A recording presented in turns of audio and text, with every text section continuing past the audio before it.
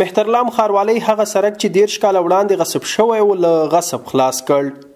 د لغمان مهترلام دویمې ناحیې اړوند د کډوالو چارو ریاست شاته هغه سړک چې 10 کاله وړاندې د یو شخص لوري غصب شوی و مهترلام ښاروالۍ له غصب خلاص او د خلکو پر مخ پرانیسته.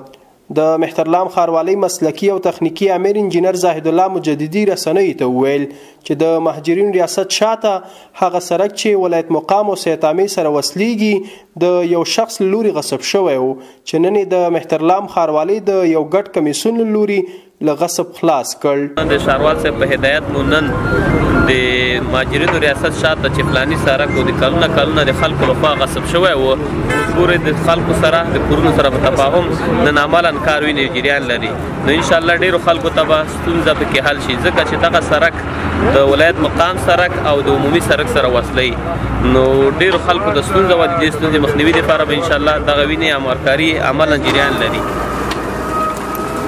بل اړخ ته بیا د یادې ناحیې مدیر محمد حسین الکوزی وایي چې له نن څخه 10 کاله وړاندې یاد سړک غصب شوی و چې نن د غاصبینو له منګلو خلاص او د خلکو پر مخ پرانیستل شو. 10 کاله باندې شاوخوا کېږي دا غصب و او اوس چې دلته خلکو دې باندې پوه شو چې دې پرېږدي نو ښاروالۍ مهترلام ښاروالۍ دغه پېرزوینه وه د خلکو سره خبره شریکه کړه د قوم خلکو ټول دا نظر شریک په دې سړک باندې عمل کړه دا غصب له منځه لاړ. موټر چلوونکي د مهترلام ښاروالۍ د یادې کړنې قدردانۍ کوي او وایي چې د سړک په جوړېدو سره به د ترافیکي پیښو مخنیوی وشي.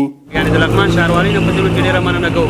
کورې ودان چې دغسې بنسټیزو کارونو باندې کار شروع کړی ده او دغه ځمکه د هغه خلکو چې مستحق نه دي اخلي او د دولت لپاره استعمالوي او زمینه سازي ورته کوي. د یادولو وړ دی چې په دې وروستیو کې د مهترلام ښاروالۍ له لوري ډېری هغه ځمکې چې په تیره کې غصب شوې وې له غاصبینو څخه راګرځول شوي دي.